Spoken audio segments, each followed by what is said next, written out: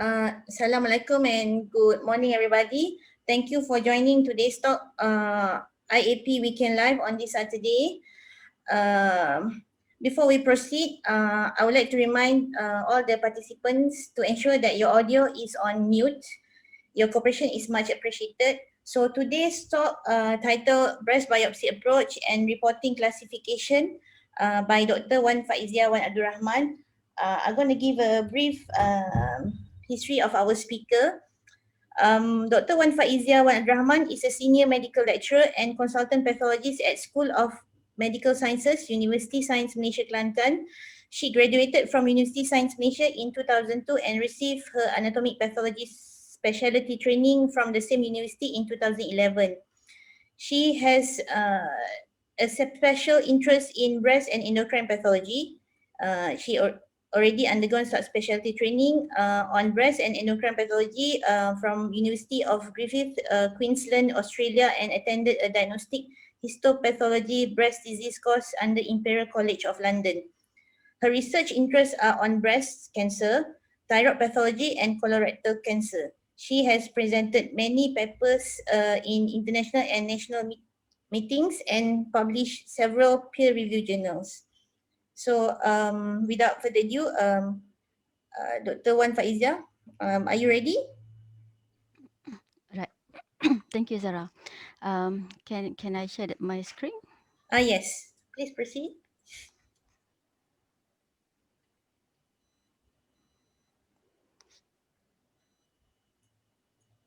All right. Okay. Um, Bismillahirrahmanirrahim. Assalamualaikum warahmatullahi wabarakatuh, and good morning to everyone. Thank you, Dr. Zara, for very nice introduction and for initiating this weekend IAPMD program. Um, Thank you, everyone, to all pathologists for spending your time to be with us today. All right. So today, actually, it's just sharing session on breast biopsy in terms of approach and as well as the reporting classification or reporting categories. All right. Um, um, Actually, I accept this invitation because you know that I still have no chance. I never have a chance to share with everyone here since I did my subspecialty in 2015, and I had attended many courses that related to breast and endocrine as well.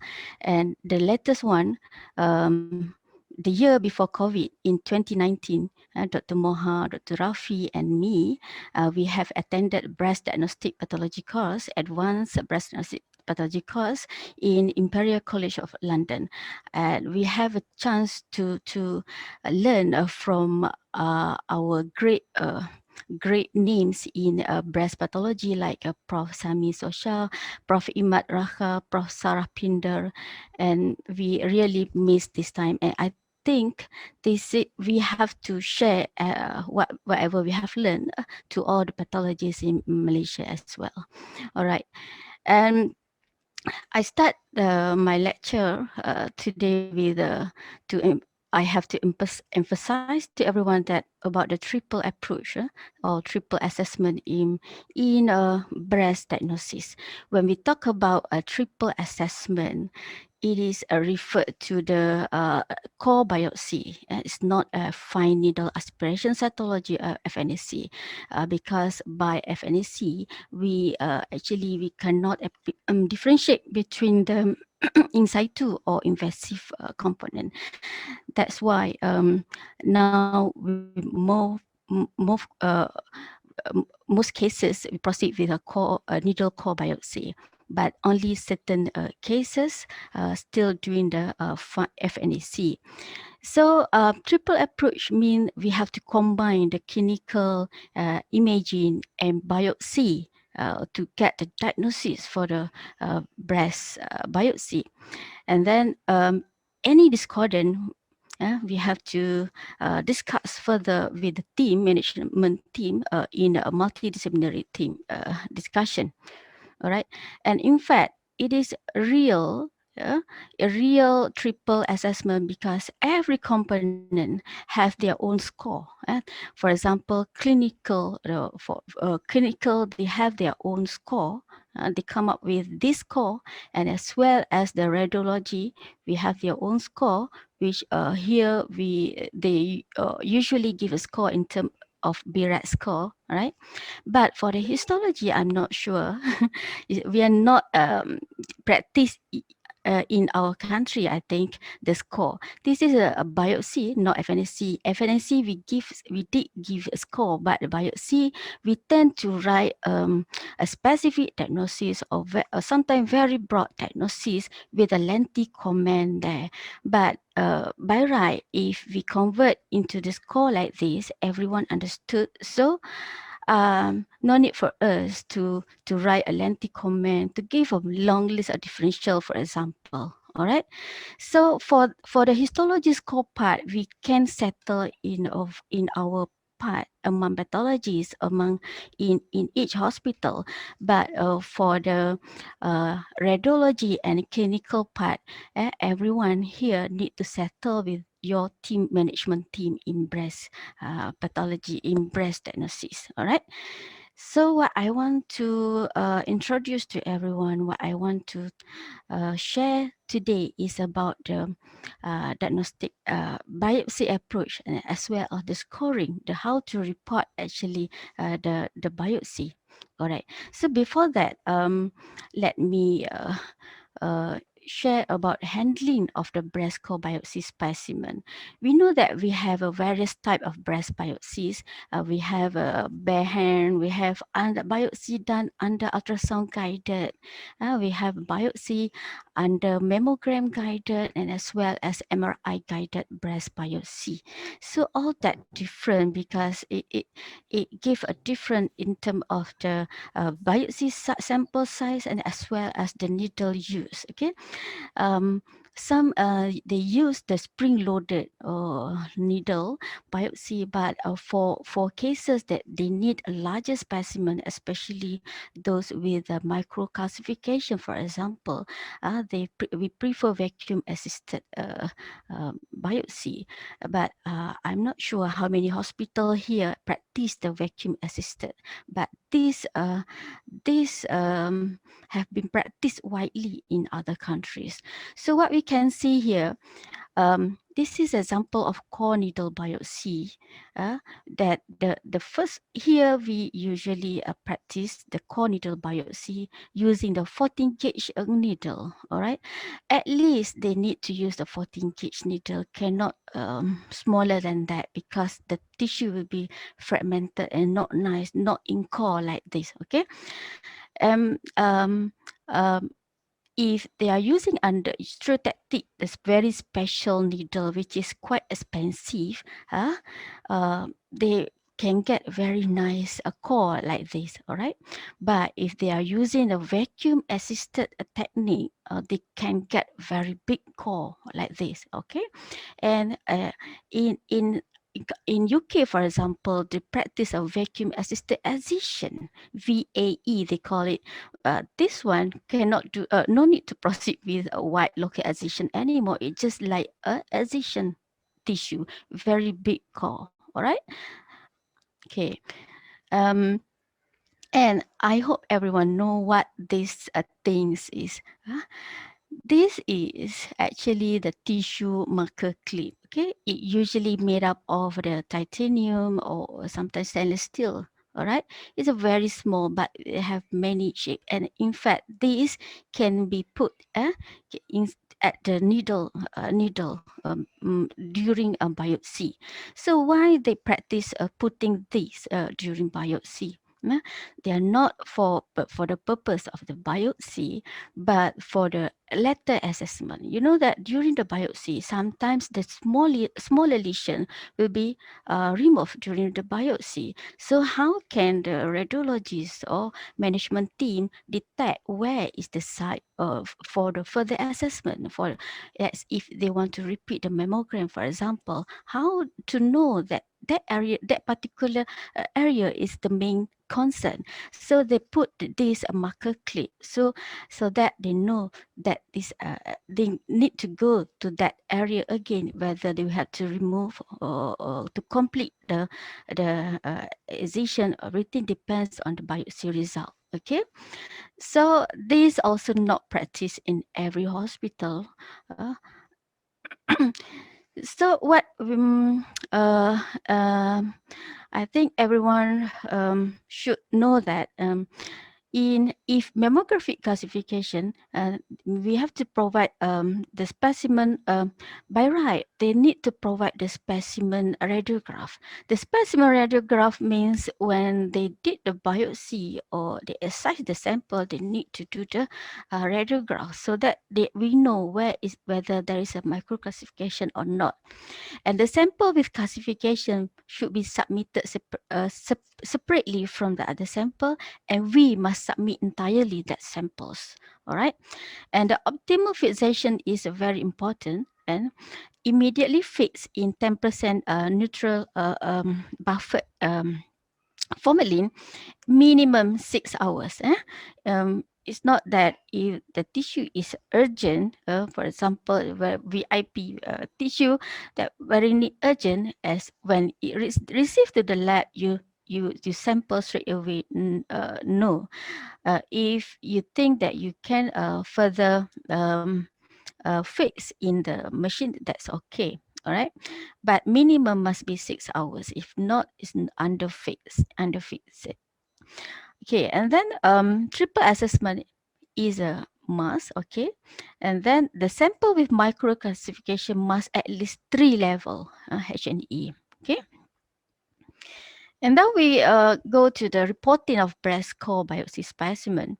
Okay, although we need to do the triple assessment, but everyone should bear in your mind that for the histology score, it is purely the histological nature of the specimen, not the clinical or imaging characteristic. And for example, if you have a tissue, but you found it is just a normal lobules, but then you cannot say this tissue is inadequate. All right, no inadequate biopsy category for core specimens because it is not fair. Not fair, it is not feasible for pathological interpretation to judge independently whether a sample is adequate from the adequate or not. Okay, because sometimes we have the sample which is looks like a normal breast tissue, but it is a pathology, for example, hematoma or lipoma. Okay, but the best thing we need to discuss to do the multidisciplinary discussion, and we just report whatever the histology looks like. We give the score based on histology, and if they think they need to repeat, we advise. Any discordant during the MDT, we need to reconcile whether we have to repeat the biopsy or surgical excision. All right. And this is the breast biopsy reporting should be. We need to categorize B1 to B5 based on the tissue. And for example, for B1, it is a normal tissue. B2 is a benign lesion, straightforward benign, meaning that there's no doubt that this is a benign, straightforward benign. So there will be a few diagnoses that fall under the B2.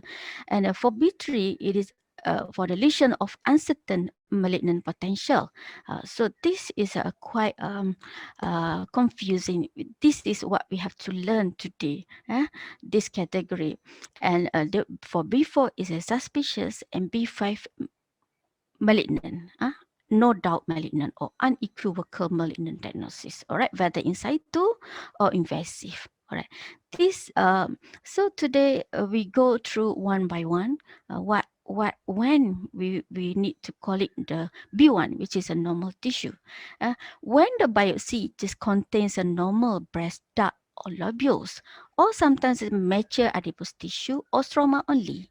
Okay, we cannot say that this is inadequate because this tissue may indicate a lesion that has not been sampled. Yes, maybe. Usually we put it in the what we call the comments, right? Or maybe it is benign lesion like hematoma or lipoma, and or maybe due to or in case you get the micro classification of atrophy or involutional lobules that shows a minimal changes of fibrocystic change, also you can categorize it under B1. Whether B1 or B2 depends. If more towards normal, you can say B1, or if more you can say B2. This is the time where the triple assessment or clinical history or physical examination or mammogram influence your diagnosis. All right. Okay. So you can, as what you can see here, this is just to emphasize how actually the involution or involuted lobules looks like. Okay, you can see here, this is an premenopausal normal breast lobules looks like. Okay, but for the B and C, this is the age-related lobular involution, whereby there is a reduced in number of the acini, and there is a flatten of the epithelium that along the intralobular stroma. Okay, but for the C, D, E, F, you can see here, this is also uh, involutional changes, we call it, but we call it hyaline fibrous involution. As what you can see here, there's, oh sorry, there's a ring light. Okay, is a periacinar ring light. Okay, deposition of the hyaline fibers. Periacinar ring light deposition of basalaminar light hyaline material. That associated, always associated with the atrophic epithelium. All right, this is a part of the normal. We can say it is B1. All right. Okay, and let's go through the B2 benign lesion. It is remember that okay, remember that this is straightforward, no doubt benign. For example, if you can see the fibroadenoma, which is straightforward fibroadenoma, just say fibroadenoma confidently and put it B2. No need to call it fibroepithelial lesion like no, just a straightforward fibroadenoma. Okay. Um, and if you have a fibrocystic change, for example, and then sclerosing adenosis that have been complete, that you have confirmed the P63 that there's a lot of the myoepithelial cells, for example, okay, that athesia or the non-parenchymal lesion like abscess or fat necrosis, and in fact the columnar cell change or columnar cell hyperplasia without any atypia, and also the intraductal papilloma, which is the small intraductal papilloma, which is a complete removing intraductal papilloma, which is that small size. Okay, okay. That one you can confidently say that this is a intraductal papilloma B2. All right. So now this is what we need to learn more today on B3, uncertain malignant potential. Okay. In core biopsy, you need to put the diagnosis together with the score. It's not just to write the score only. All right. Okay. Maybe Dr. Zara can mute those who are not mute. All right. Okay. And then this is the list for the B3. B3 is for the benign histology on biopsy. Remember benign. Okay, benign. But it show the heterogeneity. Heterogeneity. And because they has a risk of associated malignancy. Okay.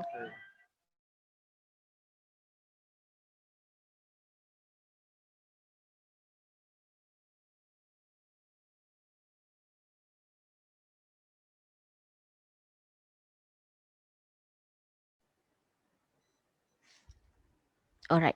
It known to associated with different risks of upgrade.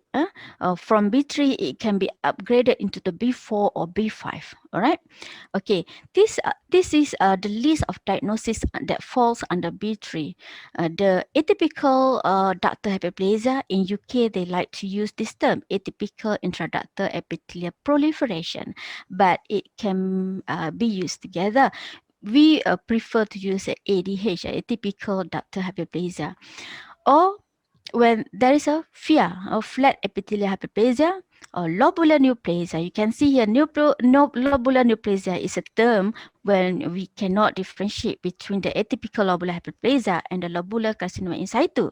Okay, although we are thinking that this is a LCIS, it is fall under B3, okay, not under B5, which is malignant. All right, but DCIS different. DCIS not in this category. Or the lesion is a radial scar or complex sclerosing lesion, but must be without atypia.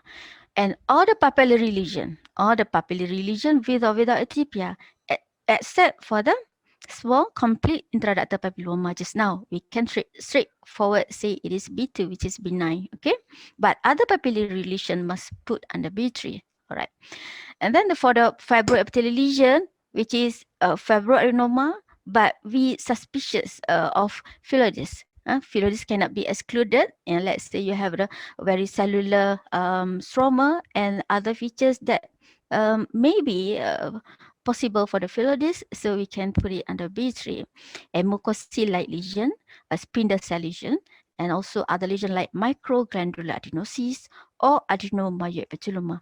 These are all diagnoses that you need to put under B3. Why this is B3? Why, although it is it is benign, why we not just straightly say it is benign lesion and put it under B2? Because there are many studies done. For this, the list of that diagnosis actually, it can be they found that after doing the excision, 25% are malignant.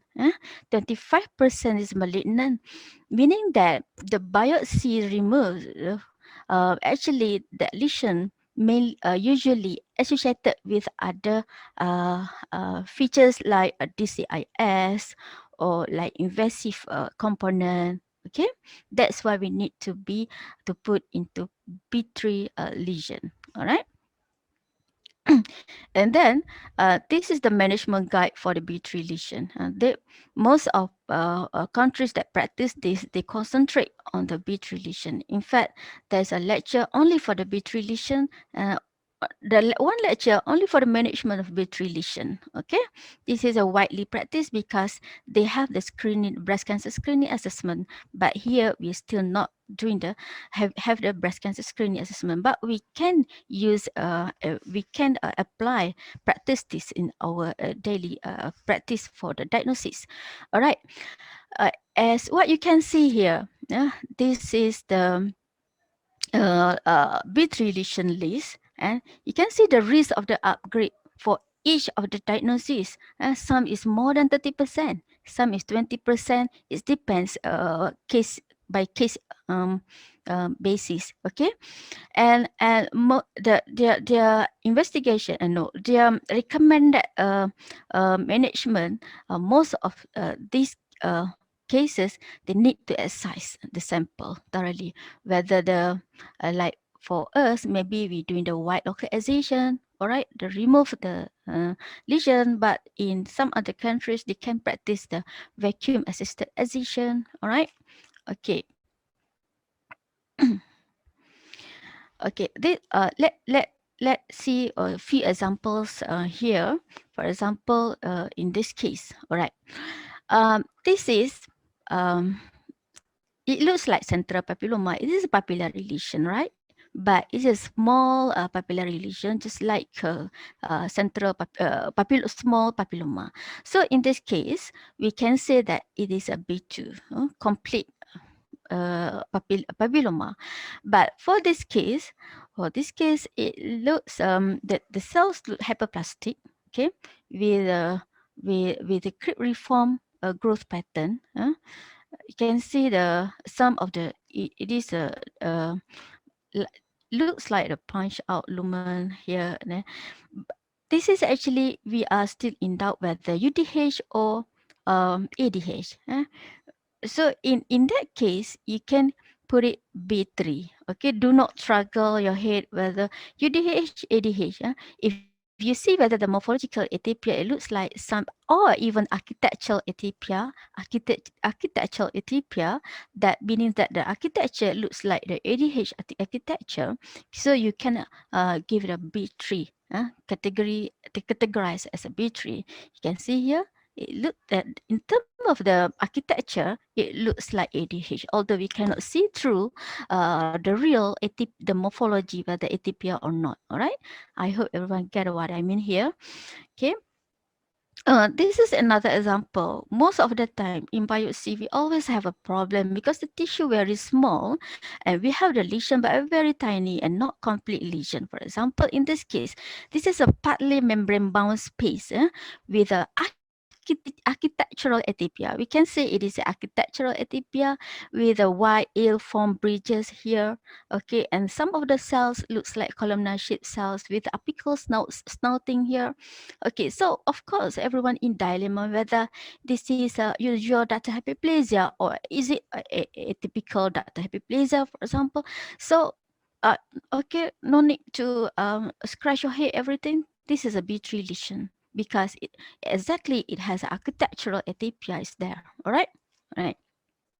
Okay, another example, when we have like the cell like this is when you see the cell, which is a columnar, first the glance is dilated glance like this, okay, and the glance line by the columnar shaped cells, okay, and then the cells you can see here have the ovoid nuclei like this, usually inconspicuous nuclei, okay. And then there is a apical snoutings with like looks like they are actively secreting something into the lumen. So this is a columnar cell change, and there's no atypia found here. So we call it B2, straightly B2. Okay, sometimes this columnar cell change can be hyperplastic. We call it hyperplastic when it is more than 2 layers. Okay, columnar cell change can be one or two layers, or but if more than 2 layers, we call it columnar cell hyperplasia without atypia. So this is definitely B2. Although it is hyperplastic without without atypia, we call it straightly B2. All right. And in other condition, we have a dilated acini like this, but the cells that lining the acini is some it can be cuboidal. Sometimes it can be columnar as well, but the nucleus there is around, not the ovoid. Yeah? and and it's also having the apical snouts with a that secretes the something into the lumen with the lumen secretion, for example, like this. So what is this? Um, so and the cells look like enlarged. The nucleus rounded and quite prominent, but without prominent nuclei. Okay, but this is we call it flat epithelial atypia. Okay, flat epithelial atypia. When it is a flat epithelial atypia, it become a B3. Yeah. Actually, how to differentiate between the flat epithelial atypia and columnar cell change? Because you can see here it's quite different categories. One is considered as B2, another one is considered as B3. Okay, but other than the cells, recognizing the cells, okay, another thing you can this is a clue when you have the irregular contours like this, you can draw their lumen. If you have irregular contour like this is a columnar cell change. All right, but if you have a smooth contour like this, the cells more on the round enlarged nuclei with apical snout, and then um, it is a flat epithelial atypia. Although it is a flat epithelial atypia, they can be more than one layer. Okay, it can be 1 to 2 layers as well. Okay, the same thing. The columnar cell hyperplasia only it is hyperplastic. It has irregular contour like this. All right, this is one of the how actually to differentiate between the columnar cell chain and flat epithelial atypia. And the cells in the flat epithelial atypia is usually towards the low grade DCIS. It looks like low grade DCIS, but it is flattened. That's why we call it flat epithelial atypia. All right. And for the intraductal or intralobular. This is intralobular lesion, lobular neoplasia. Other lobular neoplasia, like for example, like this, we are in dilemma whether we know that this is lobules, lobular lesion. We don't know whether ALH or LCIS, so it is fall under B3. Okay, and but if it is confirmed that this is a lobular with um, with a necrosis, a comedo necrosis like this, and this is plomorphic LCIS. Although it is LCIS, when it is plomorphic with the high grade features, with the cell that showing the high grade features, now it's no more B3. It's no more B3. It is towards the same level as DCIS, which is B5A. Later I will explain. And the same thing with when the LCIS meets with other features like DCIS, so we can upgrade them into the B5. This is malignant. Another dilemma when we have a papillary lesion in biopsy, in breast biopsy. So can corneal biopsy help to give the accurate diagnosis for the papillary lesion? I don't think so. Okay, no, that's why for papillary lesion we need to put it B3. Although you think that you can confidently say that it is, for example, this is a papillary DCIS. You're confident that this is a papillary DCIS because of that features that the P63 staying at the periphery only, and with the morphological changes of the cells, you're confident that this is a papillary DCIS. Okay, but but you cannot straightforward say it is malignant because all the papillary lesion, you better put it B3. Okay, B3. Okay, why? Because in a papillary lesion, mm, um, most of the time,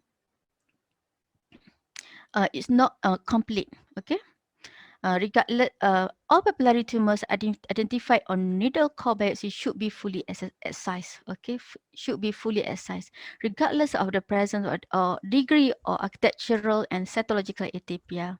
Okay, so they recommend to call it papillary neoplasm only. But it depends.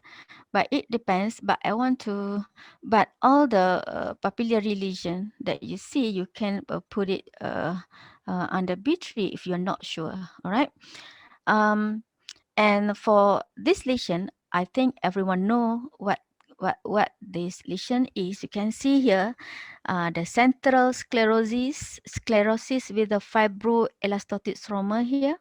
And you can see there's a lot of entrapped glands here and there. Okay, and this entrapped glands, you can see it is radiating outward, and with variable hyperplasia at the periphery. Yeah. For example, in this case, if you found that there is no immature fibroblastic erection, there's no cytological atypia of the hyperplastic glands, and no angulation of the glands, you can give a diagnosis of what? Radial scar. Okay, you can give a diagnosis of radial scar if there is no these features. All right, if the size is less than 10 mm, you can call it radial scar. If the size more than 10 mm, you can call it a complex sclerosing lesion, CSL. All right, it is the same thing, only the size is different. Okay, why this lesion? that you confident that this is a benign, why they put under B3? Because in biopsy is never complete. Okay, they may have associated carcinoma like a tubular carcinoma. The most common malignancy that associated with a radial lesion, a radial scar like this, is a tubular carcinoma, which is usually present at the periphery of the lesion, and that lesion may invade into the uh, fatty tissue. Okay, if you think that this lesion is already complete during the biopsy, not doesn't matter if you want to commit this is a radial scar, but most of the time it's not complete during the biopsy. Another thing, a radial scar or complex sclerosing lesion, they always usually associated with the DCIS as well, other than tubular carcinoma and sometimes reform carcinoma.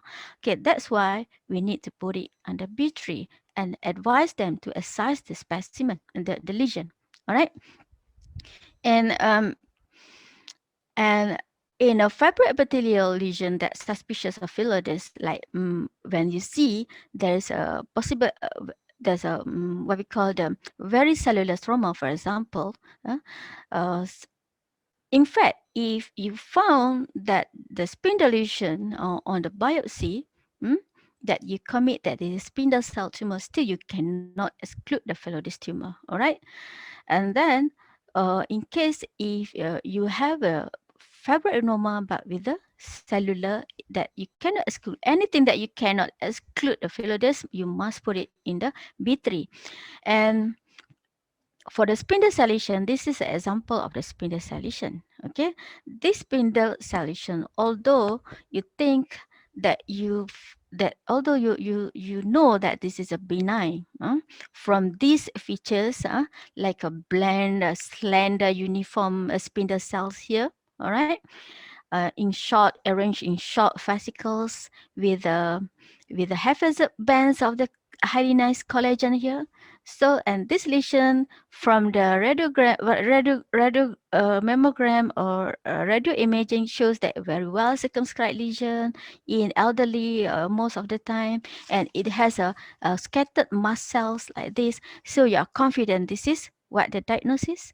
This is the myofibroblastoma, and one of the most common benign lesion of the breast, spindle cell lesion of the breast.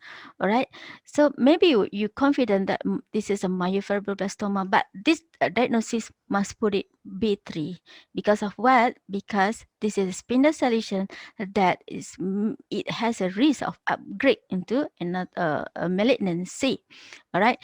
And in fact, we have a case that this the biopsy of myofibroblastoma, because that particular pathologist very confident this is what we call them metaplastic carcinoma, and end up with a mastectomy, and we found only the myofibroblastoma. And you should know that myofibroblastoma is not every cases are typical like this. Okay, they have a variant of cases with the prominent of the uh, myofibroblast, prominent of the smooth muscles. They have many variant. You can see, you can read further. The variant of the myofibroblastoma depends on the component which one is the prominent. Okay, so you should give a diagnosis with be careful. Then they categorize it under B3. And you can see here the spindle cell lesion practical approach, whether it's a monophasic or biphasic. For example, in our case, just now it is a monophasic. We can proceed with the many staining to exclude the metaplastic carcinoma or Phyllodes tumor. All right. Okay, another lesion is the mucosal-like lesion. Any mucosal-like lesion, you must be careful.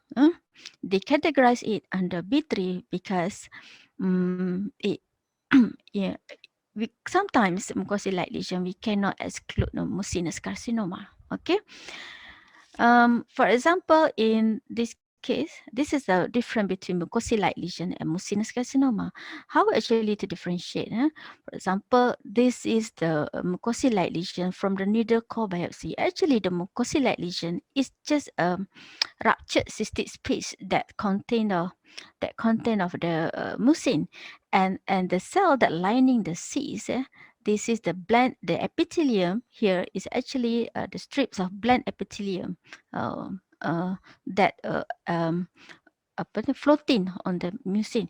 But as compared to the mucinous carcinoma, what you can see here, and most of the time in mucinous carcinoma, there is a blood vessel crossing the mucinous leads, other than the cells, the cluster of the cells that usually show low to intermediate grade nuclei.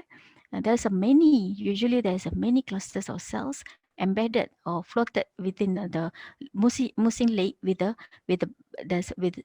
lot of the thin blood vessel crossing the mucinous leads. That one of the key to the diagnosis of mucinous carcinoma to differentiate between the mucosal-like lesion like this. All right. So the next category is the suspicious category. And this contain a probable carcinoma. Remember the probable of carcinoma, but crash or poorly fixed core. Okay, we can see the neoplastic cells, but it is within the blood clot, for example, and the outer aspect or at the outer aspect of the sample, for example. So that this case, we just commit the before when we suspicious of the carcinoma. Okay, for example, very small foci of invasive carcinoma, maybe we can see, but but bear in mind that definitive therapeutic surgery should not be undertaken. Of B3 or B4 core biopsy diagnosis. All right. And now we go to B5 malignant. Okay. B5 malignant is no doubt malignant. It is malignant whether in situ or invasive. All right. For the in situ, like DCIS or plomophic LCIS, and all the papillary carcinoma in situ, all the papillary carcinoma, intraductal papillary carcinoma, we categorize um, into the B5A. All right. And then for B5B, it is all the invasive breast carcinoma, including the lymphoma and the malignant phenodes. I think for B5B, it's straightforward malignant invasive cancer. This is no problem with that, okay? But for B5C, it is uncertain whether invasive or in situ. When we have problem with whether to put it under in situ or invasive, so we can put it under B5C. All right. So what is actually B5A? All right. B5A. It is in situ. The most benefit for the core biopsy over the FNAC. This is actually the main concern why they proceed to core biopsy, not the FNAC. And in UK, no more diagnostic excision for diagnosis of DCIS, of course, because they remove using the white core biopsy.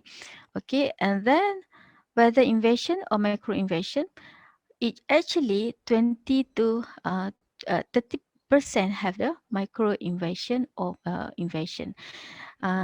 In B5A, there is a possible invasion that can be upgraded. If the possible invasion, we can upgrade to B5Cs. All right. This is an example of the B5A inside two. Remember DCIS and LCIS if it is pleomorphic. And pleomorphic LCIS only. If the LCIS, which is not a pleomorphic type, so it not under the B5A. Okay. And then the papillary lesion like the encapsulated papillary carcinoma. Okay. Regardless of whether these are truly invasive or in situ lesion, the prognosis of patient with this carcinoma is equivalent to those with this IS alone. So the papillary carcinoma, encapsulated papillary carcinoma, for example, although it is invasive or in situ, but they categorize under in situ. Okay. because management also consider it is intraductal lesion. Okay. Okay, for the DCIS, we always diagnose DCIS, especially for the comedonecrosis like this. This is a high grade DCIS. Remember that to diagnose DCIS, we need to make to give a complete diagnosis, whether low grade, intermediate grade, or high grade. Uh, we need to describe very well the architecture of the DCIS, and in fact, we need to do the immunostain at least ER for the name for in situ like a DCIS. And remember, when you see a DCIS with a comedonecrosis like this, please look at um, the cell lining the dark. Okay, make sure the cells is a high grade, have a high grade nuclei. Okay, sometimes it just like a punctate necrosis like that, but the cells is low grade, so you cannot say that is a comedonecrosis. Remember, there's comedonecrosis happen because why? Because the cells are very high grade, actively dividing themselves, very high grade, that cause the necrosis. How can get the comedonecrosis for the cells of very low grade nature? So make sure the cells is high grade. Don't commit the high grade DCIS or comedonecrosis when just a very small necrosis, punctate necrosis, like just like necrotizing, a small necrotizing like that. Okay, without having the nuclear high grade nuclear features. And when you have a solid to low when you have a solid DCIS like this, usually it is a low to intermediate nuclear grade. But for the micropapillary, it always low to intermediate, is rarely cause high grade nuclear features. And the same thing with the creep reform type of the DCIS, it usually low grade. Okay. The type of the DCIS you need to declare the type of the DCIS. For example, this is a comedo necrosis tele, isn't it? The nuclei also high grade, and when you have the lymphocyte surrounding, when the this lesion is surrounded by the lymphocytes, uh, and comedo necrosis with the like this has a high risk of the microinvasion. So we need to search for the microinvasion. So this is not microinvasion. You can still see that this is a membrane bound. All right. So where is the microinvasion in this case? All right. So the microinvasion is here. Huh? The microinvasion is here. Okay, so which category we have to put this case? So this now still 5A, while although it has a microinvasion. Okay, remember that it's still considered in situ, in case you have a microinvasion. This category is actually tally with the management. That's why when we give this category, the mode of management for how to manage the case by the management team will be clear, rather than give a lengthy diagnosis. Okay.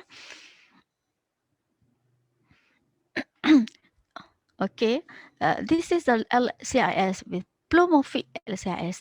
This case, we confirm that this is lobular. Maybe if you're not convinced by the morphology, you can do the e-cadering, for example, and it is a LCIS. And plomorphic LCIS resembling like a comedonecrosis DCIS. Okay, it can have like that, the similar features. All right, and this is a low grade DCIS. Okay, all under the 5A. Okay, P5A. So regarding the DCIS, there's a significant correlation between the grade of DCIS and the corresponding invasive carcinoma. Therefore, the comedonecrosis should be used for high-grade nuclei, solid intraepithelial growth with central necrosis.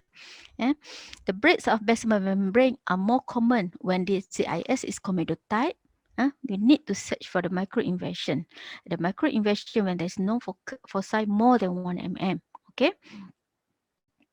And that's good to do the ER/PR HER2 for example, in case you have the a DCIS, extensive DCIS, for example. You need to do this because in low grade DCIS, usually ER/PR positive but HER2 very negative. But for the high grade, this is a typical ER/PR negative and HER2 positive. Okay.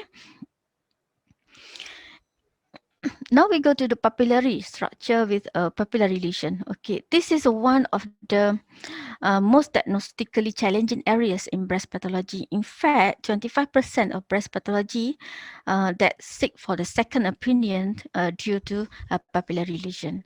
It ranges from papilloma to some to malignancy like DCIS, encapsulated or solid papillary, but some might be in between. Eh? And papillary almost exclusively intraductal lesion, rarely invasive. And I hope everyone know that invasive micropapillary carcinoma and invasive papillary carcinoma is different entity. It's not fall under this category intraductal papillary lesion. All right. And the absence of myoepithelium does not necessarily indicate invasiveness in papillary lesion. And be aware that core needle biopsy changes in excision specimen after biopsy a papillary lesion. Meaning that after after from the excision, we can have the invasive component. Okay. This is an example of the different between the papillary lesion in terms of papilloma. The most common now papillary DCIS increasing in the number of cases, and the encapsulated papillary carcinoma or solid papillary carcinoma. Okay, you can see the different here. Okay, and the in terms of the cell orientation. In papilloma, the cell have facet, but in papillary DCIS, you can see the uniform. I show you the example of the case after this. All right, and the stroma of papillae, you can see it's very delicate for the papillary DCIS as compared to the papilloma, which is a broad core of front usually. And the apochromatoplasia, in case you have the apochromatoplasia, you should think of the intraductal papilloma rather than DCIS or EPC. Okay, and the vast majority of papillary lesion ER/PR positive. This is very helpful. Okay, and HER2 negative. Okay. Okay, this is example of the papillary lesion. You can see if the biopsy taken here, from the biopsy, we found it is just a benign intraductal papilloma. But the biopsy is taken from here. The lesion looks like the atypical ductal hyperplasia, and sometimes in some areas it looks like a low-grade DCIS. Okay, that's why we're not confidently to say one specific diagnosis for the papillary lesion because it has possibility of to be upgraded in further excision samples as a sample. All right. This is an example the difference between the papilloma and papillary carcinoma. You can see here their epithelial to stroma ratio. You can see here this is a very the core is quite blunt and broad front, papillary front here with the stroma prominent, but here is the papillae are typically thin and delicate and aligned by stratified columnar neoplastic epithelial cells with devoid of myoepithelial cells.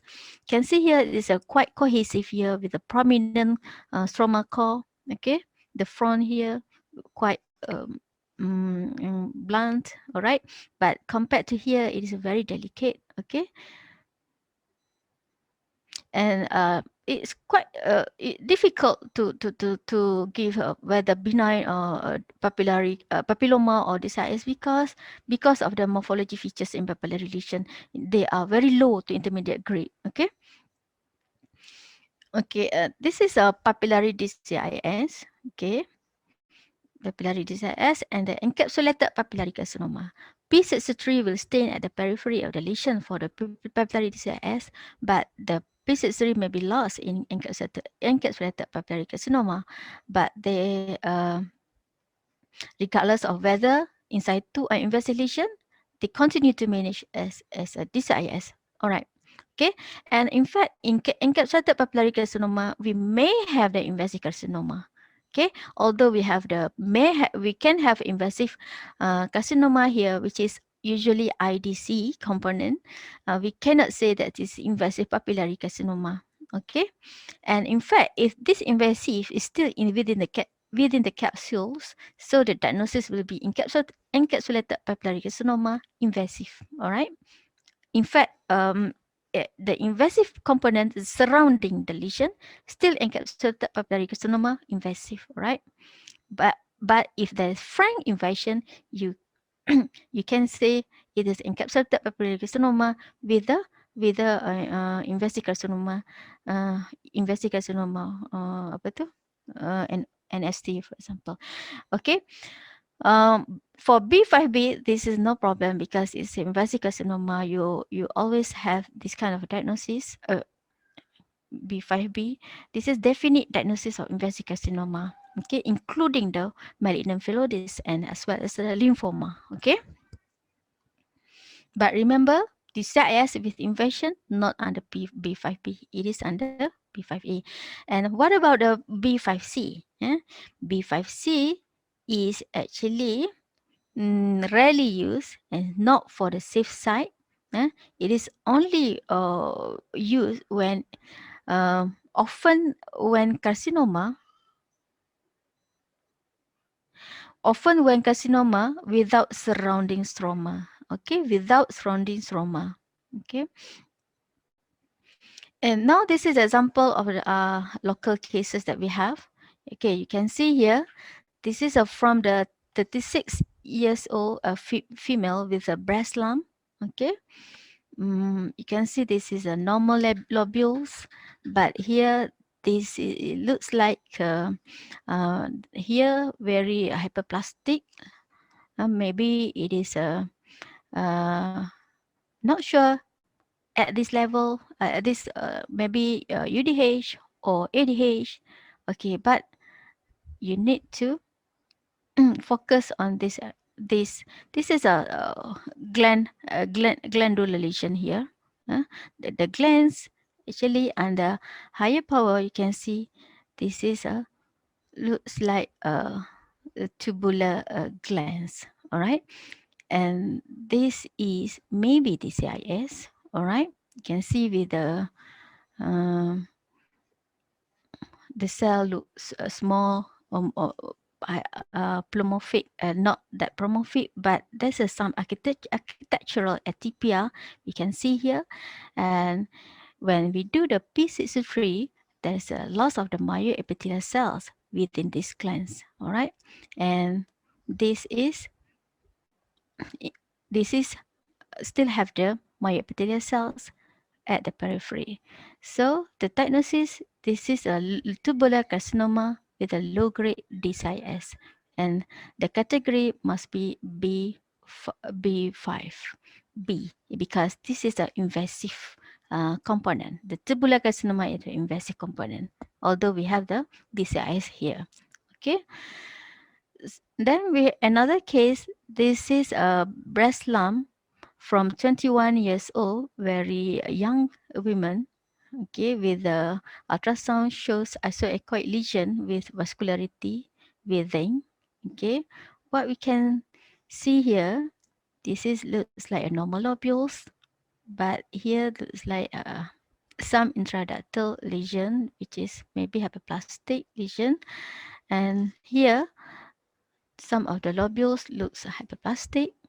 Okay, under low power, we can see here, yeah, the lobules have the secretion inside that line by the cells, more than 2 layers of the cell here. Okay, but the cells, there is no atypia of the cells. Okay, and this is a normal lobules here, and we diagnose that this is a fibrocystic change with a UDH. Okay, so it falls under category B2 because there is no doubt to be atypical or DCIS here. Okay, and then this case have been confirmed to be fibrocystic change by white local excision. Okay, and another case, we have a 34 years old female with breast lesion for 4 years. Okay, ultrasound shows heterogeneous ill-defined lesion with BRAS 4.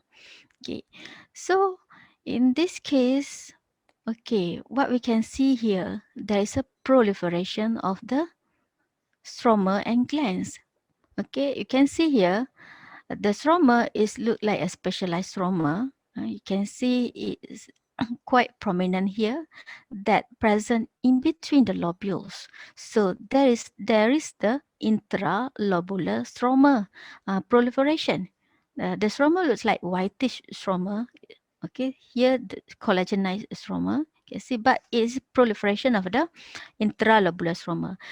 And some of the glands, acini here, have been spaced out together. So it looks like fibroepithelial lesion, okay?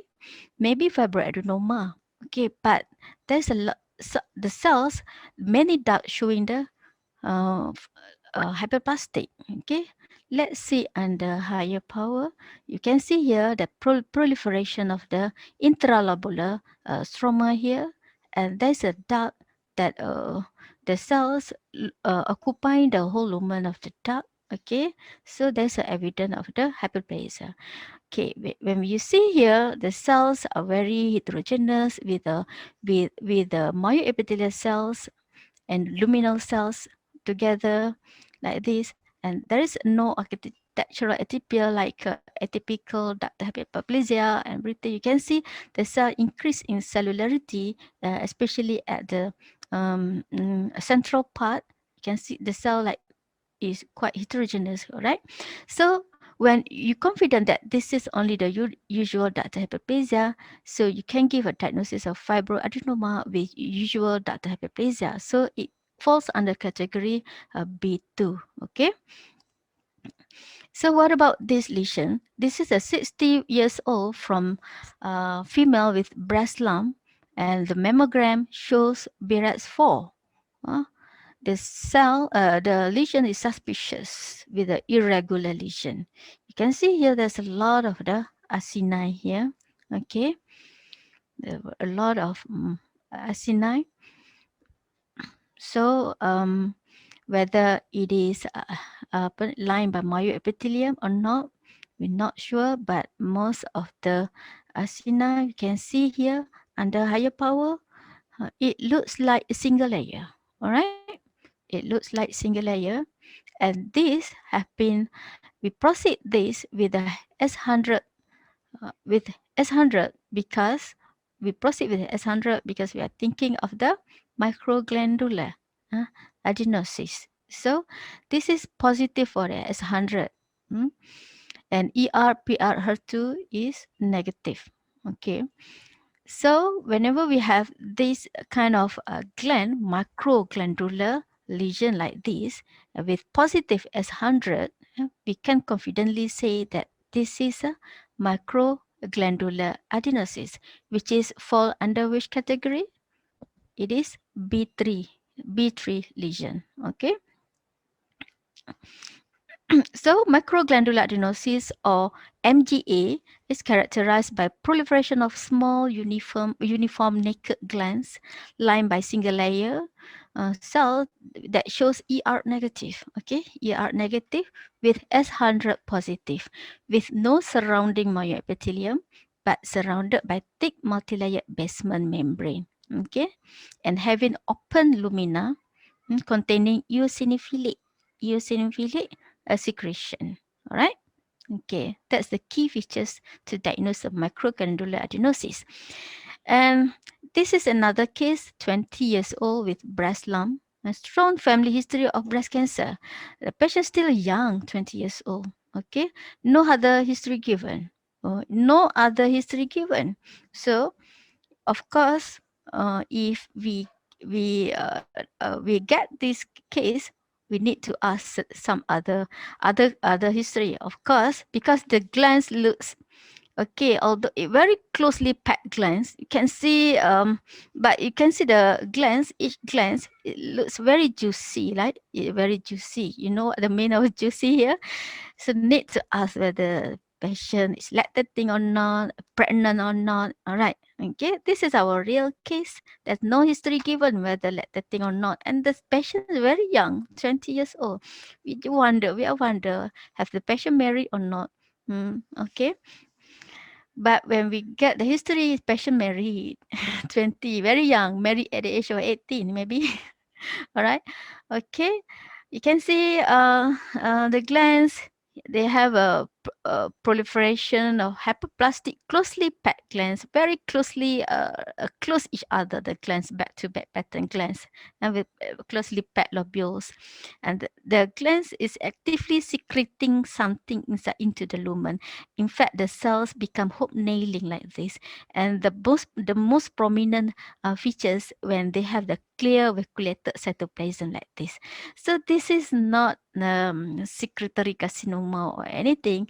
It just a lactating adenoma. So we can put it lactating adenoma and with the diagnosis with a score of B2. All right. So and then we have another case, 27 years old female with a breast lump.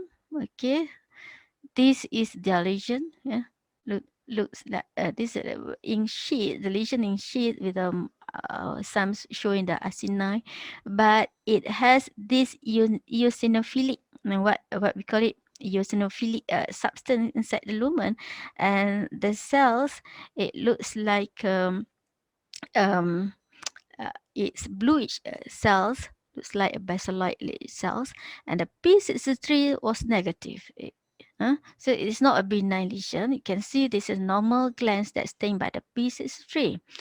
And we proceed with S100. Okay, we proceed with S100 because we need to differentiate. We need to have some differential diagnosis at this level. Whether uh, whether it is a cribriform DCIS or adenoid cystic carcinoma or a secretory carcinoma. But for this case, S100 is positive. So it can guide us toward this diagnosis, which is secretory carcinoma. So you can see the different morphology between the lactating adenoma just now, but that everyone said that it looks similar to the secretory carcinoma. No, the secretory carcinoma is quite different from the lactating adenoma. And whenever you think of the secretory carcinoma, you need to proceed with the S100. S100 positive in the secretory carcinoma, and also the pus stain, because they stain the pus positive eosinophilic secretion that we see, the very eosinophilic substance just now within the lumen. All right. And here there's some explanation on secretory carcinoma. It happened in median age women, around 25-year-old, usually present as well-defined subareolar mass with a low-grade nuclear-grade nuclei and the cell arranged in cryptiform pattern with a vacuolated cytoplasm with eosinophilic secretions. And another thing which is very helpful, you need to proceed with the ER/PR HER2 because it is triple negative. All right, it is fall under triple negative category invasive carcinoma, and it shows a strong positivity for the S100 protein. All right, all right. And another case, this is a 55-year-old female with a new well-defined mass with BRAF4. Okay, this is very cellular lesion. Okay, and you can see here. Yeah, this is a basaloid looking cells. Basaloid looking cells with a secretion inside, forming like some like acini or lumen pattern with a secretion, uh, eosinophilic secretion inside. Okay, this is obvious. We can see here the epithelium and myoepithelium in forming a tubular. tubular and sometimes cribriform. You can see the tubule and sometimes a cribriform pattern. And the cells is basiloid looking cells. Okay. So this is also under category like the previous case. It fall under category whether it is adenoid cystic or secretory carcinoma because it's for me something inside the lumen. Okay, we do not know whether adenoid cystic or secretory carcinoma. So this we need to proceed with some staining like S100. Okay, and P63. Is it P63? I'm not sure this one. Okay, P63. Okay, and this is a S100. For this case, it is negative. Okay, and it also fall under triple negative, which is ER, PR, HER2 negative. Okay, uh, yes, P63 positive in this case. So this is adenoid cystic carcinoma. No, that's not P63. I'm sorry. Uh, is it P63? I think that one is. Uh, yeah, this is a P63. Okay. Um, I will confirm that. And we found I didn't. This is S100 negative. Okay. And which one? Whether reform, adenoid cystic, or secretory carcinoma. Okay. And ERPR HER2 just now is negative. Okay. ERPR HER2 negative. But if it is reform, DCIS, for example, ER usually positive. So in this case, the diagnosis is adenoid cystic carcinoma. Okay. And another case is 49 years old with a breast lump and nipple discharge. The ultrasound and mammogram shows intraductal lesion with a complex cyst. That's the keyword for us, the intraductal lesion. And what we found here, this is a good call of biopsy, but here only the uh, lesion without any surrounding stroma, but we have only the blood clot here.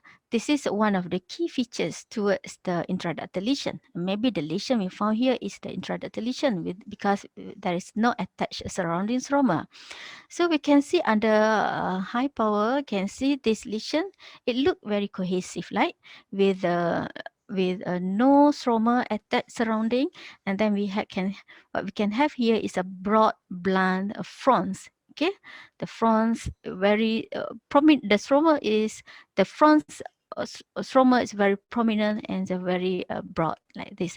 Okay, another area we found, you can see here the lesion looks cohesive with the papillary, with the fibrovascular core here, fibrovascular core, and this is a papillary lesion with a broad blunt fronts here.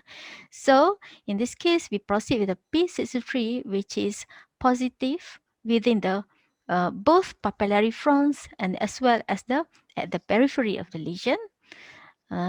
This one may be the CK56 or smooth muscle acting.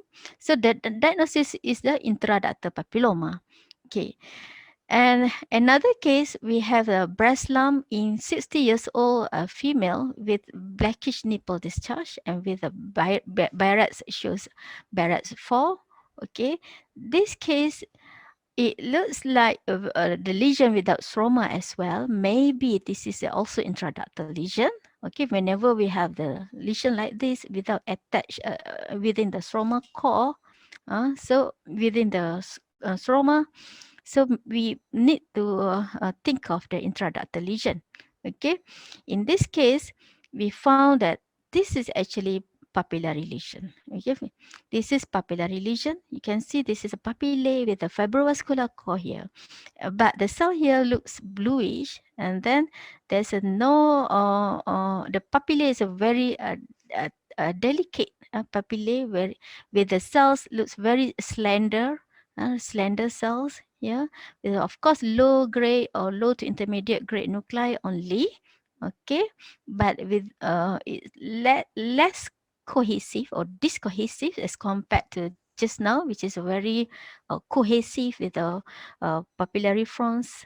Okay, so in this case, we proceed with the P63. We found that is positive at the periphery, but in big lesion, it is negative PCH3 only positive in at the periphery of the lesion, but not within the papillary fronts. All right.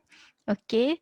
So we diagnose this as the papillary DCIS. Okay, not the intraductal papilloma anymore. Okay, so here this is some example of the different between intraductal papilloma and the papillary DCIS. Okay, mainly in intraductal papilloma, usually single for the central papilloma, but for the peripheral papilloma, it can be multiples, but the papillary DCIS usually multiple lesion. Okay, multiple lesion. But the architecture, can see this is the most one, the very helpful one, very generally broad with a blunt fronts. But here you can see the architecture with a slender front, sometimes a branching. Okay, and the cells here, heterogeneous non-neoplastic cell population. They are mixed up of the luminal cells, the myoepithelial cells. Sometimes they may have the UDH and apocrine metaplasia. So very helpful features in the intraductal papilloma. But the papillary DCIS, the entire lesion occupied by cell population with the architectural and cytological features of DCIS of low to intermediate grade, very rarely high grade. The most important thing is the P63, which is positive at the periphery of the lesion only, but the intraductal papilloma positive at the both papillary fronts and as well as at the periphery of the lesion. So now that's all from me. I think more than one hour already. So I think I give back to you, Dr. Zara. Okay, Dr. Zara. Okay, thank you, Dr. Wan. Yeah. Sorry if for the delay just now. Okay, we have about 8 questions, if I'm not Oh. mistaken. Can um start telling the question now? Okay, to answer the question. Okay. uh, Um. Okay. do I need to read by myself one by one? I'm going to read it to you. Okay. We'll start with Dr. Norizal. He's been pasting it early on in during the talk. Okay. There's two questions. The first question is: these categories have risk of malignancy in numbers. Is it like the cytology categories? The risk. Second question is risk of upgrade. Is it equivalent to the risk of malignancy? Oh, okay. Thank you, Dr. Rizal, for that very good question. Okay, risk of upgrade here is different as compared to risk of the malignancy. Okay, risk of malignancy, we know the risk of malignancy that, for example, the cell with the ADH or atypical ductal hyperplasia have a risk toward malignancy later on. But in this case, we are talking about the risk of upgrade, meaning that because that lesion usually associated with other lesion. For example, I give an example um, mm, like a radial scar, for example, just now, that lesion usually associated with the tubular carcinoma at the periphery of the lesion. So maybe from the wide localization, we found that tubular carcinoma. Okay, that's why we put it into B3 because it very risk for the such tissue to give another diagnosis, which is tubular carcinoma, because it may associated with the invasive component, for example. All right, that's the meaning of the upgrade here. Upgrade. That's the risk of upgrade, not the risk of that cytological features. Okay, the first question tadi apa, Zara? Selain pada risk upgrade tu, saya miss, tak apa dengar. The categories Uh-huh. giving risk of malignancy in numbers, Yeah. macam cytology categories, they have Ah, numbers percentage of it. yeah. Uh, uh, I think terjawab kot jawapan saya tadi kot. Rasanya Ada. kot Okay. macam, I think Hmm. elaboration of the first one yang Yes, yes. okay, and then it's from Dr. Fatin. Hmm. Does this reporting classification apply only in UK or is it implemented worldwide now? It is actually recommended to practice this worldwide because it is not only, yeah, we know that this is initiated by them, and it is under Royal College of Pathologists, UK. Okay, but it's supposed to be practiced by all country. But of course, some other countries have their own pride. They not don't want to practice. But we, Malaysia, we have we don't have our own pride. We can we can whether it depends to us whether we want to follow or not. But I think me and others who learn from them, we have a chance to practice this in other country. This is a very well, very well recommended for us to follow the what the Royal College of Pathologists UK propose, and this is very good and very benefit to not only for us but for the clinician as well, and as well as for patient. And for us, we are toward the safe, we giving a safe diagnosis, no need to give the very lengthy comment to, only because to give our whatever in our mind. We afraid that the diagnosis should maybe this, so we end up with a very lengthy uh, uh, uh, a comment. We in fact we need to educate them in the in the report, educate them in the comment like this. By right, if we have this kind of a score like this, so no need for that anymore. Okay. Alright. The next question is from Dr. Faizatul. Okay. Um, do we only do ER for DCIS? What about PR? All right. Actually, in in DCIS, at least we do the ER because ER very important. But it depends on the hospital. For example, in our hospital, USM, pathology, not pathologist, the management team, they want the complete one, ER, PR, HER2. Okay, but in some other hospital, they're not require that, because maybe they have their own kind of their own management method.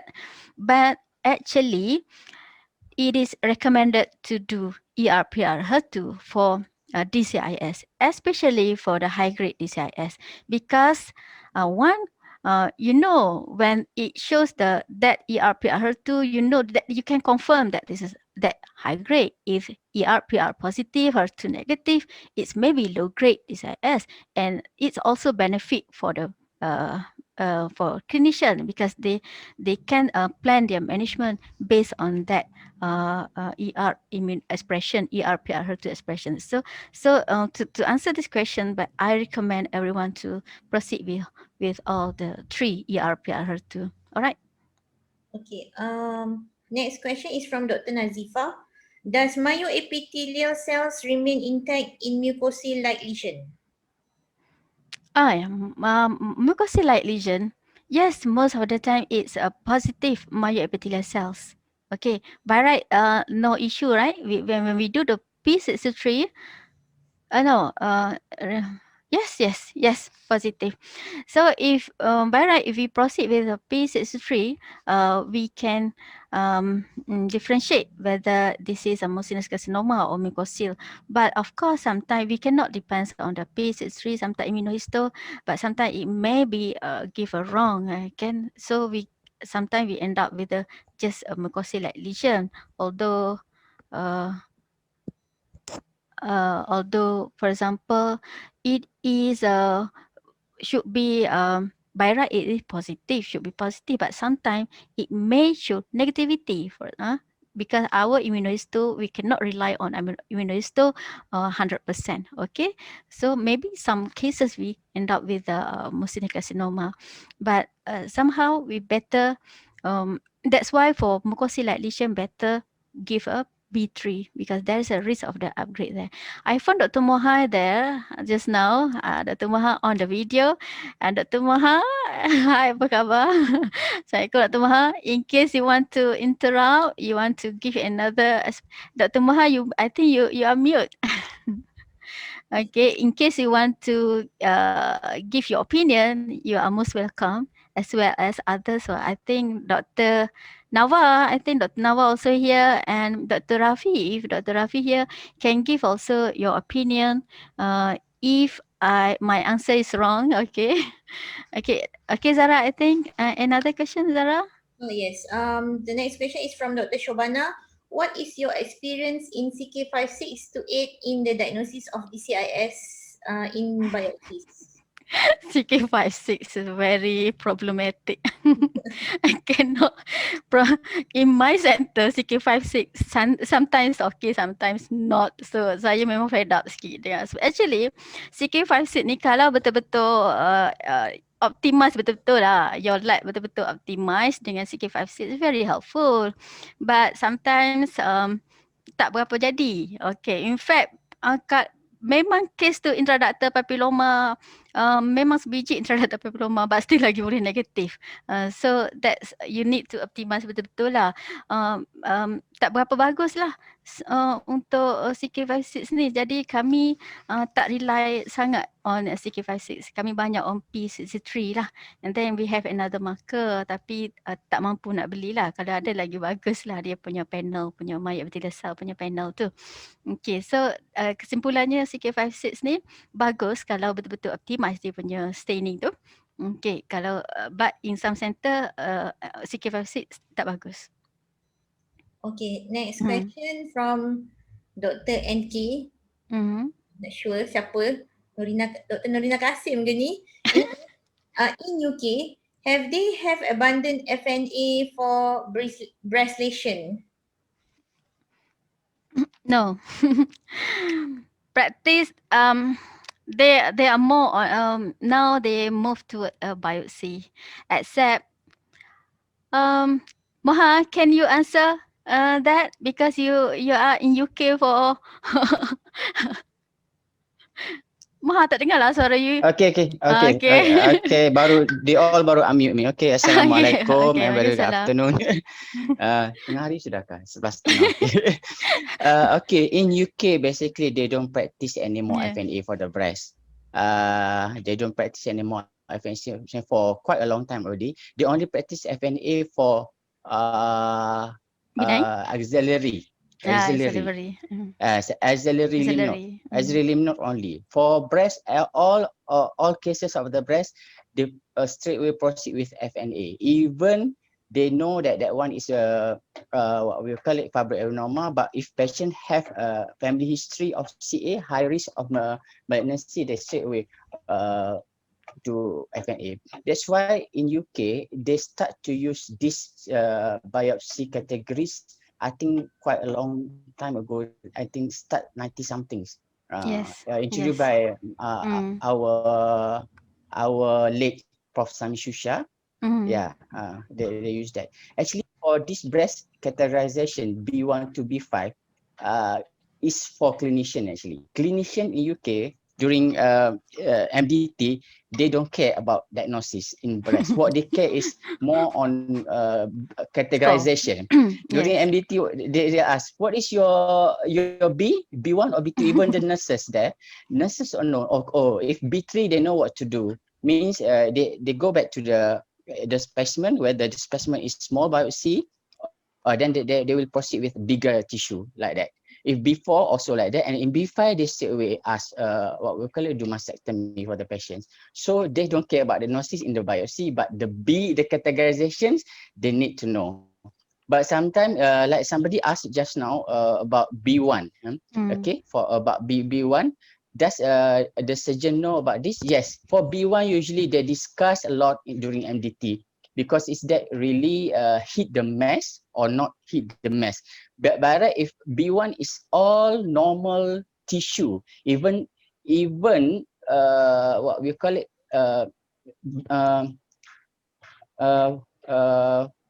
fibrous tissue, even what we call it lipoma or like that. So they just report normal tissue. So they discuss in the MDT. Clinician, what does clinician think? what does radiological think? Is this biopsy really representative of the lesions?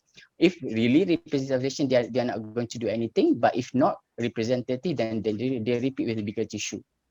Okay, so I think we should start use this. And another one, Noriza also asked this. Yes, this is about what we call it, category. Is this correlate with cytology? Yes, they replace B category with uh, B category, and is call it, because they don't do any FNA anymore. They're So not doing, yeah. it's the same. It's the same actually. B1 to B5 is almost the same as C1 to C5 in the FNA. So for them, we should start use this lah, because actually in KK also, I start to introduce this to all our surgeon lah, our clinician. They used to this category. I don't know about Nava. Is Nava here? Yes, Nava here. Yes, Nava here. Nava posted that Okay. she agree with Dr. Moha, and there's not many FNA UKN. Shout out to Datuk Norin. Actually, that Dr. NK is Datuk Norin. Sorry, Datuk. Okay. Datuk Nori. Okay. Alright. In fact, I have the list of that one B1 to B4 and all the list of diagnoses that fall under that category. If I have, I've done it, and I in here, and in case you all want it, I can give to all of you. Okay. Okay. I guess the next question is actually still pertaining. Yeah, one how do you Okay, Dr. Moha, please proceed. Dr. Moha? Pasal ni. Dia tak boleh nak unmute tu. Okay. Okay, the list that have been given by one is very what we call it, very not have been summarized by one. It's very useful lah, because I just give that categories to all my new pathologists here, so they just use that list. So what we call it, if you come with fibroadenoma, your diagnosis of adenoma on biopsy is C3, so they just put that. Then even that list I give to the surgeon also here, so they get used to that list. Thank you, Dr. Moha. Okay, thank you, Wan. That's a very good that's a very good summarize of list disease and should fall in which categories. So I don't have to explain to them, but for we need to explain to them what they need to do when we put the category B1, B3, B2 or like that. Okay. Yes. Okay, actually next question from Dr. Abdul Kadir, and I guess we can lump sum with Dr. Who's Linda as well, is regarding should we involve the clinician, I think Dr. Moha mentioned just now, when starting to use this classification, and does your center use this classification? So when you use this classification, morphologic diagnosis first or classification first? Okay, thank you for that question. Actually, we are not fully use in our center yet, but we are in the process to do that. That's why I share about this today, because I hope because it depends on every center to discuss with their management team, with the team, how to whether to apply it or not. But it's very recommended. And when we are doing reporting, we need to for me, what I practice, I'm not sure about Dr. Moha, but I practice to give the diagnosis first. To give a diagnosis first, whatever diagnosis that you are thinking, and then give the score, B3 or B4 or B5, give the score after that. But at least no need for us to give a lengthy comment on why we put it as a B3, all right? Although it is a benign lesion, okay? They know actually why B3. There's a risk of upgraded to another lesion, malignant lesion during the excision, all right? Okay, I think it depends on your center. This is very recommended, and I think I hope every hospital need to discuss with your management team, with clinician, including the clinician and radiologist as well. Can I make some comment? Yes, Dato', yes. Yeah, I must thank you for the excellent update on this triple approach in breast management. The triple approach is nothing new, but perhaps the Yes. scoring Mm. new. So I think it's a move towards standardization of Yes. the reporting for pathologists, and also standardization for the management of the patient of breast lesion. So how do we introduce this new practice? I think always we have to collaborate with the clinician, the surgeon, Yes. and the radiologist. So we need to form a clinical practice guideline. So how to do that? Normally, someone has to initiate, and the initiator can be College of Pathologists or Academy of Medicine. Mm. Or now, we have IAPMD. Yes. So IAPMD can also initiate that and collaborate with College of Surgeons, College of Radiologists, and all the MOH pathologists to form this clinical practice guideline. So with that, we can adapt, adopt, or even Yes. form a new guideline for the Malaysian to practice. So that is where how we go about, not just at local setting, but also for the whole Malaysia. And that's a way we need to standardize it at national level. So I'd like to call upon even IAPMD, you can initiate to form this clinical practice guideline. Okay, thank you. Oh, thank you, Dato', for very excellent suggestion. Yeah, that's true. Before if we want to adopt this, we need to we need to make it nationalized and make it into the incorporate it into the guidelines. Yeah, that one maybe we can further discuss in fact the IAPMD committee, and as well as the MOH guideline for the breast cancer management. All right, thank you again, Dato' and everyone. Zara, anything else? Yes, one last question. This is from Dr. Lee Fong Wan. Okay. Is there any difference in the grouping and management of intraductal papilloma with myoepithelial hyperplasia compared to papilloma alone? And is there any possibility or case reported for coexist myoepithelioma and papilloma in one lesion? Actually, there's two questions. Okay, it's quite a lengthy question, but what I understand there, yeah, in intraductal papilloma, we may have the prominent myoepithelial cells. That's normal for intraductal papilloma to have a very prominent myoepithelial cells. Okay, but it's not that we need to give another diagnosis like myoepithelioma. To give a diagnosis of there is a criteria to give a diagnosis of the myoepithelioma. Even though maybe I'm not need to check for a diagnosis of the myoepithelioma. But in myoepithelioma is not showing the less in term of papillae or papillary formation, isn't it? But if a papillary formation, papilloma with prominent myoepithelial cells, that is, I think, common. That's common. But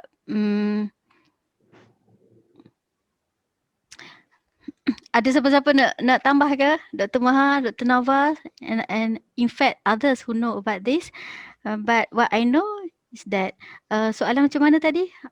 Adakah kita nak bagi diagnosis different diagnosis ke macam mana? Two diagnosis ya, Zara?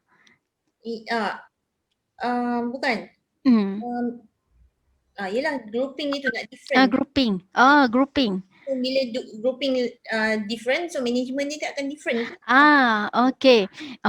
I know that if intraductal papilloma kan, kalau complete intraductal papilloma, we confident that is a benign complete intraductal papilloma, we can give straight to B2, which is no doubt benign, isn't it? But if in case of the intraductal papilloma with the myoepithelial cell hyperplasia, kan maksud doktor ni? Kan? Yes. Mm. When and in compare to papilloma alone. Papilloma alone. If you think there's some other features which is extra to that, for example, there's a possibility of the hyperplasia, which is not a usual ductal hyperplasia, you can upgrade to B3. But in this case, I'm not sure what you are seeing, whether the hyperplasia, myoepithelial hyperplasia is it the prominent myoepithelial hyperplasia that make a diagnosis to be the myoepithelioma macam tu ke? Mana? Tapi kalau betul kalau intraductal papilloma tu yang prominent with the tu, saya rasa boleh je terus B2 which is intraductal papilloma. Tapi kalau dia ada prominent myoepithelial cell yang kita thinking of maybe possible of another diagnosis because dia punya hyperplastic punya condition, kita boleh apa tu up to B3. Even what I want to tell here, for papillary lesion, they are recommended to put it B3. This is not a B2. Only for the lesion which is complete small intraductal papilloma, which is dalam biopsy pun kita nampak dah complete intraductal papilloma tu, baru kita letak B2. So any papillary lesion kita nampak, so straight away B3. Kita tak perlulah fikir nak letak the definite diagnosis for that. In fact, kalau kita tak tahu what type of papillary lesion, which is a papillary neoplasm, which is B3, itu pun boleh. Itu yang disarankan sebenarnya. Kita tak perlu fikir nak bagi diagnosis apa, and then nampak apa tu, Nawa cakap apa? Yes, common to see myoepithelial. Yes, hyperplasia and papilloma. See overall pattern, you can have overlapping features occasionally. Yeah, that's normal to have the prominent myoepithelial hyperplasia in the papilloma. Okay, I think menjawab dah kok. Okay. Dr. Moha nak bagi pendapat, silakan. Actually, yeah. I agree with Suan lah. Boleh dengar? Boleh, jelas. Hello? Betul, boleh. Okay, I agree with Suan. All biopsy, in all biopsy, and you see papillary lesion, because in biopsy you cannot see complete Yes. lesion actually for papillary. So for me, I straight away upgrade the lesion. Although you think it's B2, I upgrade straight away to B3, because it's a small biopsy. You only see part of papillary lesions, not all, the whole structure. And even if you do P63, it might be positive, but you don't know within the whole dilated ducts of papilloma, because you can still have papillary papilloma with papillary DCIS. So you straight away upgrade your diagnosis of papillary neoplasm B3. B3. Straight away B3. No need to put B2 for papillary lesion in biopsy. You just straight away put B3. Yes. Yeah. Lagi mudah sebenarnya.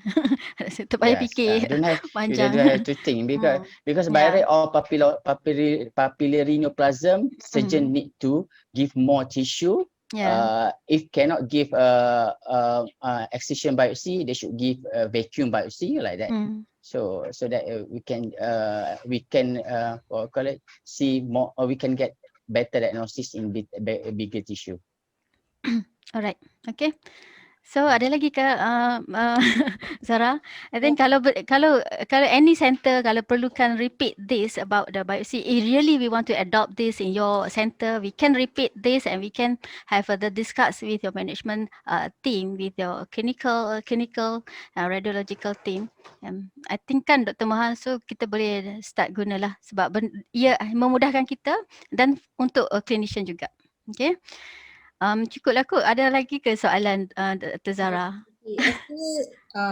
Kita memang dah telajak sangat-sangat jauh. Itulah telajak dah. Anyway, Okay. Thank you, Dr. Wan, for very fruitful talk and discussion that we have just now. To everyone here, thank you for the participation. Okay. I'm very sorry for the technical difficulties that encountered by some of the participants early on during the starting of the talk just now. Okay. And of course, I have also another announcement to make. Okay.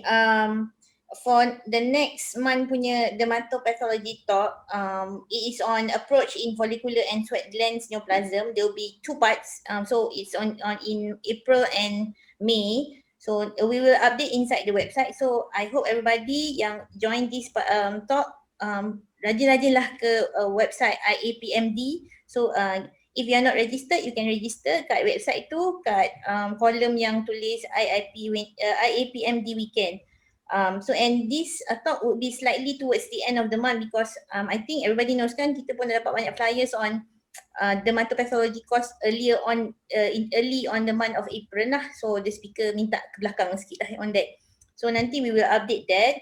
You can register and I hope semua orang boleh tak satu semua orang buka window supaya boleh nampak muka. So I want to make a snapshot of it. Nombor 2, lepas ni I will put this screen yang I shared currently ni, please put Screenshot. Untuk Google Form. Okay, so kita buat screenshot sekejap boleh? Kena unshare dulu. Sekejap nanti stop. Okey, harap semua boleh buka. Saya pun tak buka lagi.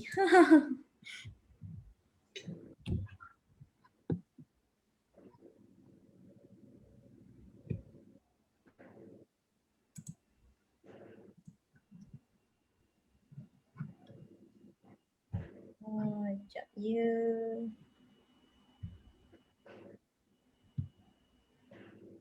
Okey, semua orang dah buka ke? Can I get Dr. Natasha, Irene? Okay. Okay, semua orang okay? Okay.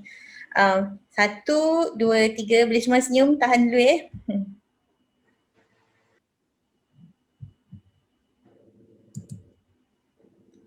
Okay, next one. Banyak lagi orang tak buka, semua gelap gulita. Tapi tak apa, at least I got at least one screen yang bergambar lah semua. This we'll put inside our website lah. This is our activity. Okay, thank you everyone. I'm just gonna share back the screen. Please put your feedback to me. Thank you. So see you next week.